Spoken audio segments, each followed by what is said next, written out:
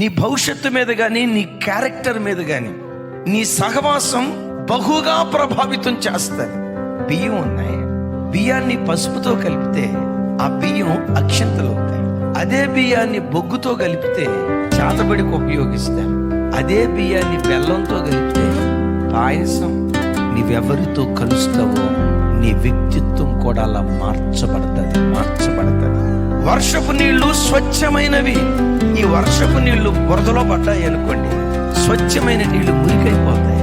అదే వర్షపు నీళ్లు వేడిగా ఉన్న పెన మీద పడ్డాయి అనుకో, ఆవిరైపోతాయి. అదే స్వచ్ఛమైన వర్షపు నీళ్లు ముత్యపు చిప్పల్లో పడితే ముత్యాలుగా అవి మార్చబడిపోతాయి.